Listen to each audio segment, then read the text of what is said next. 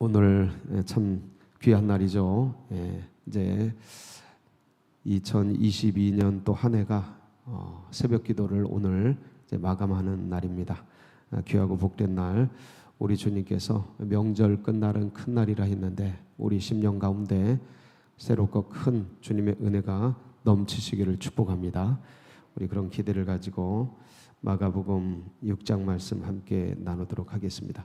오늘 이 말씀은 세례 요한의 죽음에 대한 말씀입니다. 이제 한 해를 이제 마감하고 또 1년간 달려온 이 새벽 기도를 이제 마감하면서 오늘 이 말씀을 왜 주셨을까? 이제 어제부터 참 고민을 좀 했습니다. 생각을 많이 했어요. 좀 희망차고 밝고 힘찬 그런 어떤 말씀을 대하는 게 좋은데 어떻게 이렇게 세례 요한의 죽음이란 말씀을 주실까 고민하면서 어떤 삶, 그러니까 어떤 죽음이라는 것은 다시 말하면 그의 삶에 대한 이야기가 아주 단적으로 집약되어 있다고 보시면 되겠습니다. 그래서 죽음에 대한 얘기는 거꾸로 말하면 삶에 대한 이야기다. 어떻게 주님을 위해 살 것인가, 어떻게 죽을 건가는 다른 말로 말하면 어떻게 주님을 위해 살 건가를 이제 얘기하는 말씀이기에 이 세례 요한의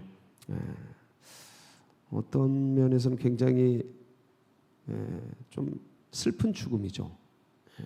한 소녀의 춤값으로 이제 유명을 달리하니까 굉장히 좀 비극적이고 세례 요한의 위대한 삶에 비하면 너무 소박하다 못해 비참한 죽음 같은데 이걸 대하면서 우리는 거꾸로 어떻게 살다가 어떻게 갈 건가.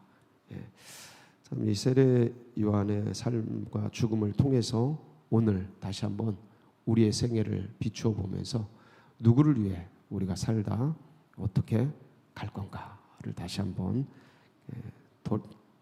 되돌아보면서 생각해 보면서 우리 가슴 속에 또 귀한 은혜가 임하는 그런 복된 시간이 되시기를 축복합니다. 세례 요한은 참 멋있는 삶을 살았던 삶입니다. 그러니까 예수님께서도 세례 요한을 칭찬을 많이 하셔요. 선지자 이런 여자가 낳은 중에 이렇게 이보다 큰 자가 없다 이렇게 칭찬할 정도로 아주 이제 훌륭한 삶을 멋지게 살다 갑니다. 예수님하고 거의 흡사한 그런 분이십니다. 그러니까 6개월 차이가 나는데, 그래서 어떤 이제 과격한 자유주의 신학자들은 예수님을 세례 요한의 제자다 이렇게 보는 사람도 있습니다. 왜냐하면 세례 요한의 사역을 그대로 승계하고 세례 요한의 제자들이 또 예수님의 제자가 되고 세례 요한이 어떤 살았던 삶과 너무나 이제 흡사하게 살고 그러기 때문에 세례 요한의 제자가 예수님이다. 어떤 면에서는 예수님을 잘 모르는 사람은 이렇게 인격적으로 영접하거나 그러지 못하는 사람들은 그렇게도 이해할 수 있겠다. 충분히 납득 가능하다. 그렇게 살았던 것을 볼 때 그럴 수도 있겠다. 주님을 주로 영접하지 못하고 주로 알지 못하니까 그렇게 볼 수 있겠다. 왜냐하면 예수님이 누구한테 세례를 받습니까? 이 세례 요한한테 세례를 받아요. 그러니까 그렇게 사역도 승계를 받고 세례도 받고 물세례 사역도 같이 하고 회개하라 천국이 가까이 왔느니라 이런 그러니까 첫 언어부터 세례 요한에 그대로 승계를 합니다. 그래서 그렇게 이해를 할 수도 있겠구나. 근데 전혀 그렇지 않죠. 그거는 세례 요한이 고백을 하죠. 내 뒤에 있는 그분은 나보다 앞선 먼저 계신 자다. 그러면서 그분이 메시아이시고 나는 그리스도가 아니다. 그분이 메시아다. 나는 그분의 신들매도 그러니까 신발끈도 노예들이 하는 일입니다. 그것도 매는 거 감당치 못할 그럴 사람이다. 내가 온 것은 그분을 드러내기 위해서 나는 그냥 광야에 외치는 자의 소리 같은 자다. 그분의 길을 앞서서 주의 길을 예비하는 자. 양탄자를 까는 그 사람이지 내가 주인공이 아니다. 근데 그렇게 스스로 이제 고백을 하고 자증을 하죠. 나는 그리스도가 아니고 그분이다. 나는 물로 세례를 주는데 나는 아무것도 아니고 그분 성령으로 세례를 준다. 위대한 분이시다. 그래서 고백을 하기 때문에 세례 요한의 제자가 예수님이다. 이런 건 말도 안 되고. 자, 그렇다면 세례 요한의 이제 죽음이 오늘 헤로디아의 딸의 춤값으로 이제 끝나게 되는데, 그러면은 그분의 삶이, 세례 요한의 삶이 어땠을까?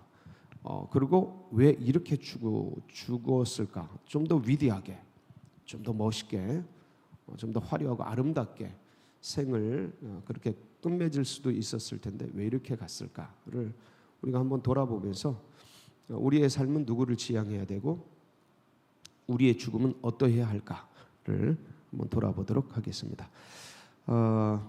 이 세례 요한은 수태 고지를 통해서, 천사의 고지를 통해서 이제 태어나게 됩니다. 마치 예수님의 태어난 것 비슷하죠.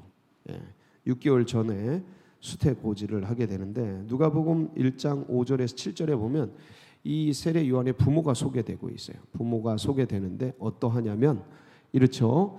유대왕 헤롯 때에 아비야 반열에 제사장 한 사람이 있었으니 이름은 뭐예요? 사가랴요. 그의 아내는 아론의 자손이니 이름은 엘리사벳. 레위족이죠. 아론의 자손이니까 아론의 직계 혈통, 굉장히 가문이 좋은 가문입니다. 그러니까 사가랴와 엘리사벳이라는 제사장 가문이에요. 아주 혈통이 좋아요. 엘리트죠. 그냥 금수저라고 생각하면 됩니다. 지금으로 말하면 가장 빛나는 금수저의 종교적 권력을 가진 족보 체계 속에서 태어난 전도 유망한 사람인 것이죠. 그렇게 해서 이제 태어나게 되는데, 이렇게 이 계보 속에서 이제 천사가 와서 사가랴에게 제사를 지내는데 수태 고지를 합니다. 그래서 13절로 17절 한번 보겠습니다. 거기 보면 천사가 그에게 이르되 사가랴여 무서워하지 말라. 너의 간구함이 들린지라. 뭐의 간구함이에요? 아들을 하나, 자녀를 하나 주십시오 하고, 이제 나이가 들었어요. 근데 자녀가 없어가지고 간구한 거죠. 네 아내 엘리사벳이 네가 아들을 낳아주리니 그 이름을 뭐하라 하라? 요한이라 하라. 그래서 너도 기뻐하고 즐거워할 것이요 많은 사람이 그의 태어남을 기뻐하리니. 그래서 이런 어떤 수태고지 속에서 사가랴가 내가 나이가 많은데 어떻게 아이를 낳겠습니까? 말도 안 됩니다. 그러니까 네가 벙어리가 될 것이다. 그래, 태어나면 이름을 요한이라 해라. 그래서 마치 이제 제사를 지내다가 요한이 그 천사를 봤기 때문에 나와서 어안이 벙벙한 채로 있으니까 사람들이 환상을 봤나 보다. 이제 종종 있는 일이죠. 그래서 그렇게 있다가 이제 아이가 태어나게 됩니다. 그래서 이름을 사가랴 2라고 하려고 하는데, 아니 그렇게 하면 안 된다. 요한이라고, 엘리사벳이 요한이라고 하니까 무슨 말이냐. 그때까지 벙어리가 돼 있었어요. 벙어리가 돼 있었어요, 사가랴. 그래서 사가랴한테 가가지고 서판을 주면서 이름을 좀, 아들 이름을 적어달라, 지어달라 하니까 요한 쓰니까 아니 무슨 소리야. 그래 입이, 혀가 딱 풀리면서 노래를 하죠. 찬양을 합니다. 쫙 찬양을. 이게 사가랴의 찬미인데 굉장히 아름다운 찬양을 하면서, 그러면서 이제 이렇게 해가지고 태어난 이 아이가 어떻게 자라나냐면 1장 80절인데 누가복음 1장 80절에 보면 아이가 자라며 심령이 강하여지며 이스라엘에게 나타나는 날까지, 공생애죠. 저거 공생애입니다. 이스라엘에 나타나는 날, 공생애까지 어디서 자라요? 빈들에서 자랍니다. 이게 제사장 가문에서 태어나서 제사장 가문의 족보에 기가 막힌 왕도 교육과 엘리트 교육을 받아도 시원찮은데 빈들로 가서 빈들에서 자라게 됩니다. 그러면서 누가복음 3장 1절로 3절에 보면 거기서 이제 빈들에 있는 요한에게 뭐가 임해요? 봅니다. 디베리오 황제가 통치한 지 15해 곧 본디오 빌라도가 유대의 총독으로, 헤롯이 갈릴리의 분봉왕으로, 그 동생 빌립이 이두레와 드라고니 지방의 분봉왕으로, 루사니아가 아빌레네의 분봉왕으로, 안나스와 가야바가 대제사장으로 있을 때에, 이게 뭐냐면 세계사를 쫙 요약한 거예요. 지금 러시아와 우크라이나가 전쟁을 하고 중국과 미국이 어떤 무역 전쟁을 하고, 그다음에 막 이렇게 일본과 어쩌고저쩌고 쫙 세계사를 쫙 한 다음에, 그다음에 이제 이 유대로 와가지고 유대로 와가지고 안나스와 가야바가 대제사장으로 있을 때에 이게 전부 요약을 하는 거예요. 세계사의 증거를 삼는 겁니다. 진짜다, 진짜 이게 사실이다, 역사적 실제다, 이 얘기를 하는 거예요 지금. 그래서 하나님의 말씀이 빈들에 있는 누구에게요? 사가랴 아들 요한에게 임하는. 여러분들 이 말씀 받으시기 바랍니다. 그러니까 이런 걸 받아야 돼요. 예, 이 역사 속에 사는데 하나님의 영이, 하나님의 말씀이, 하나님의 비전이 눈에 확 떠야 돼요. 예, 그러니까 임한 거예요. 임한 거예요. 그래서 이게 어떻게 사모하니까 빈들에서 뭘 바랬겠어요? 이런 사명감을 가진 이 요한이 하나님의 말씀이 트이기를 사모했겠죠. 임하기를 사모. 이게 영이 임하는 거예요. 영이 쫙 임하는 거죠. 이런 은혜가 있기를 바랍니다. 사모하세요. 계속 사모하세요. 사람이 뭐 잠깐 왔다 가는 인생인데 뭐를 해야 가장 보람 있고 아름다울까? 영에 사로잡히는 거예요. 할렐루야. 성령에 사로잡히고 말씀에서 예수에 사로잡혀서 사는 거예요. 이렇게 사로잡히면 오히려 이성이 더 빛납니다. 이성이 명료해지고 아름다워져요. 깨끗해지고. 두려워하지 마시고 이러다가 내가 미치는 거 아닌가? 뭐 내가 선지자가 되는 거 아닌가? 그렇지 않아요. 안 그러십니다. 걱정하지 마시고 뭐 내가 이렇게 다 때려치고 뭐 선교사로 떠나는 거 아닌가? 그렇게 안 하십니다. 그러니까 좀 사모하면서 그냥 주님의 이 영이 임하도록 그 말씀이 확 임한 거예요. 그러니까 어디에 임하냐? 그 세계사의 주옥 같은 왕들, 황제들, 제사장들 막 다 지나서 빈들에 있는 요한에게 참, 이 우주에서 지구를 지나 이 모든 세계 열방을 지나서 쫙 지나서 이 서울제일교회 새벽기도 자리에 앉아 있는 김 집사님께, 이 권사님께, 할렐루야. 요때 아멘을 팍 해가지고 채가는 겁니다. 이런 게 팍 임할 때 영이 열리는 거예요. 그때 비로소 내가 어떤 존재인지, 내가 뭘 해야 되는지, 이런 게 확 열리면서 심령이 강해지는 거죠. 영안이 강해지고. 그래서 그러면서 이제 세례 요한이 삶을 사는데 마태복음 3장 4절에 보면 어떻게 살아가냐면 이제 이렇게 이제 살아갑니다.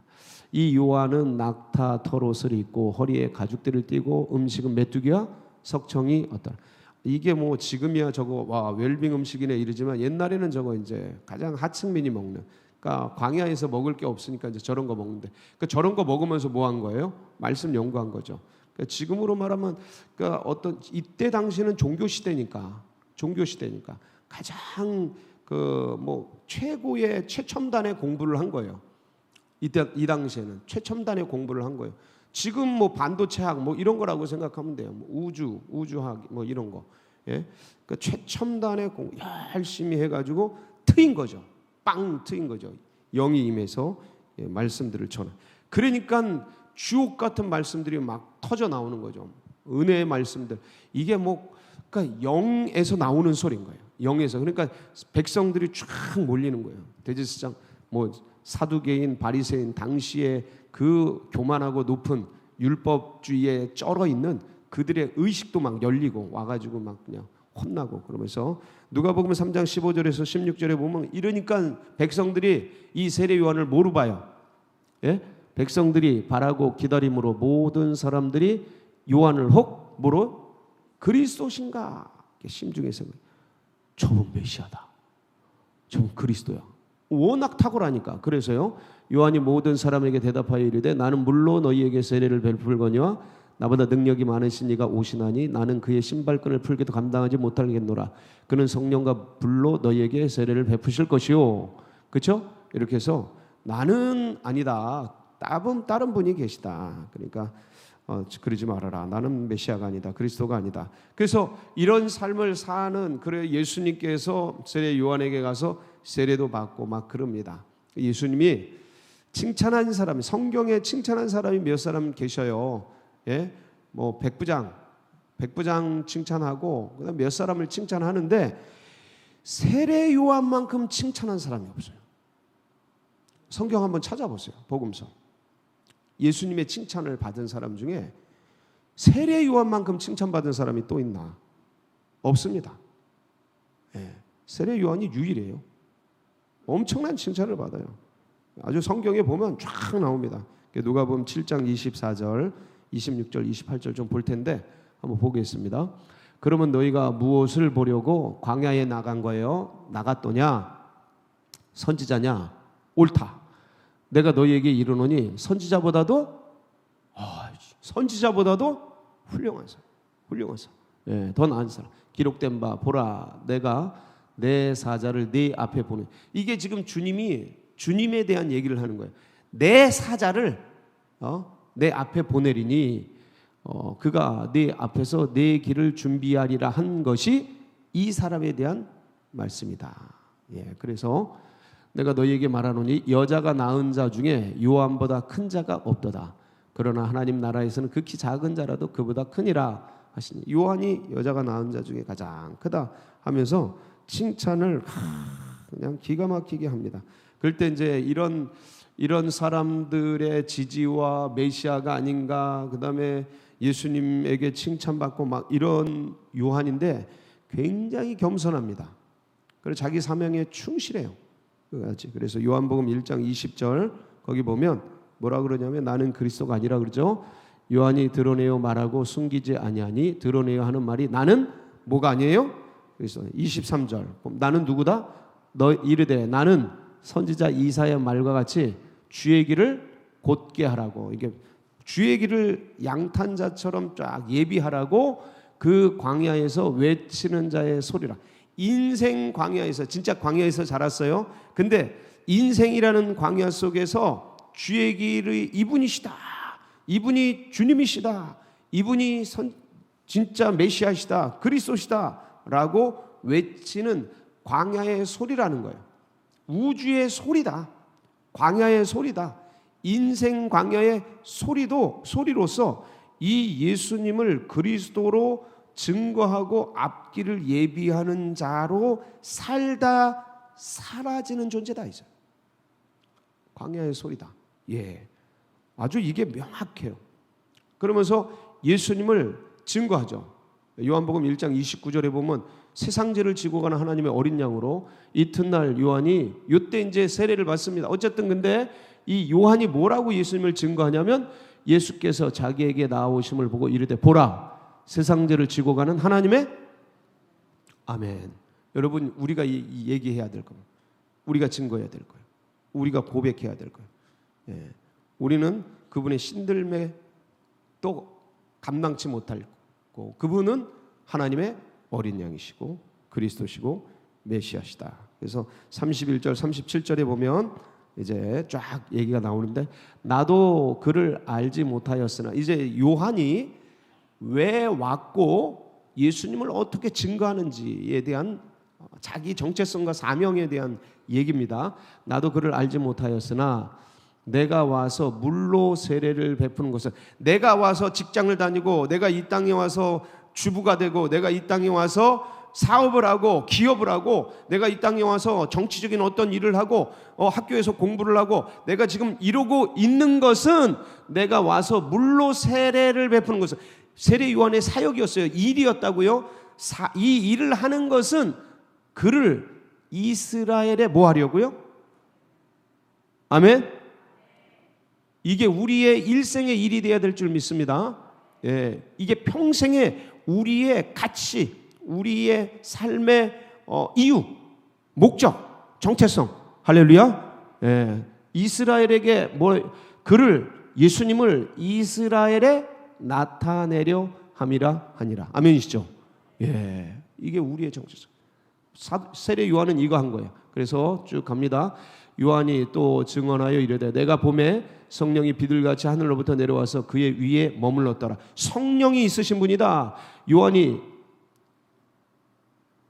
또 증언하여 이르되 내가 봄에 성령이 머물렀더라. 그 다음 나도 그를 알지 못하였으나 나를 보내어 물로 세례를 베풀라 하신 그이가 나에게 말씀하시되 성령이 내려서 누구 위에든지 머무는 것을 보거든 그가 곧 성령으로 세례를 베푸는 이인 줄 알라 하셨기에 내가 보고 그가 하나님의 아들이심을 뭐하였노라? 증언하였노라 하니라. 아멘이시죠? 예, 우리가 해야 될 일, 세례 요한이 했던 일입니다. 그러니까 저분이 하나님의 아들이다. 누구의 아들이라고요? 하나님의 아들이다. 저분이 하나님이시다 이 소리거든요. 예, 사람은 사람을 낳고 강아지는 강아지를 낳고 하나님은 하나님을 낳잖아요.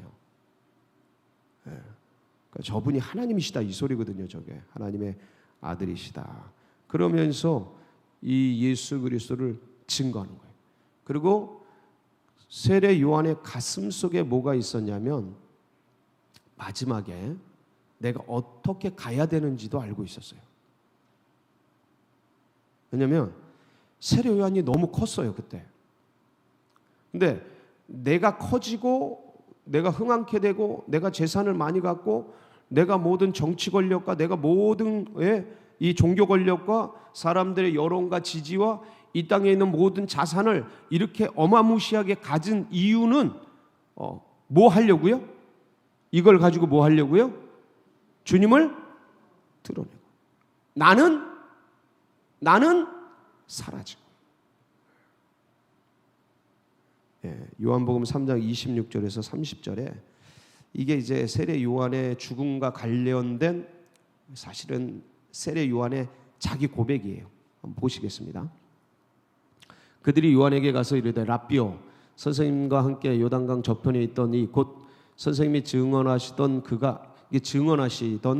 이가 세례를 베풀매 사람이 다 그리로 그에게로 가더이다. 요한이 대답하여 이르되 만일 하늘에서 주신 바 아니면 사람이 아무것도 받을 수 없느니라.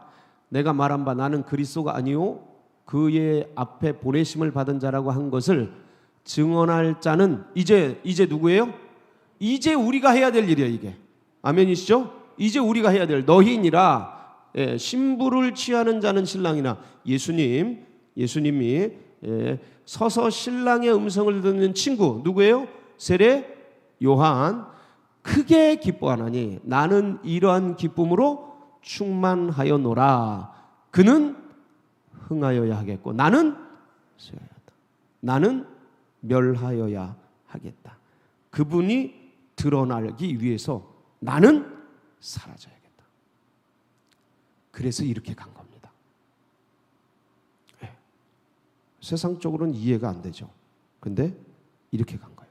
모세도 무덤 없이 간 거예요. 그냥 사라진 거예요. 그러니까 우리가 할 일, 어차피 우리는 빛도 없이 이름도 없이 사라질 인생들이었습니다. 근데 영원하신 주님께서 우리를 생명록에 기록을 해주셨어요. 예. 우리는 세상에 이름 없이 빛도 없이 가더라도 이미 빛나는 이름이 새겨져 있어요. 뭐가 두려울 게 있겠습니까? 누구를 위해서요? 예수 그리스도를 위해서. 우리의 모든 자산을 가진 것을 총동원해서 주를 위해 살다가 주를 위해 불꽃같이 살다 사라지는 그런 생이 된다면 이거보다 큰 축복이 없는 줄 믿습니다. 한 해를 마감하면서 주님, 한 해가 사라지는 것은 우리의 인생이 사라지는 거거든. 이게 똑같은 말이거든. 우리의 인생도 주님을 빛내면서 불꽃처럼 살다 가게 하옵소서. 우리의 신앙과 고백이 되는 복된 역사 있으시길 축복합니다. 같이 기도하시겠습니다. 합심해서 기도하실 때에 여기까지 인도하신 주님 너무 감사드리고, 그리고 끝까지 우리 환우들 가슴에 품고 위에서 고난받는 분들 기도하면서 이제 내일 또 송구영신 예배 은혜 중에 잘 마감하고 2023년 복된 새해 열어주시도록 감사합니다. 기대하고 소망합니다. 우리 주여 부르고 다 같이 기도하며 나가며 부르짖습니다. 주여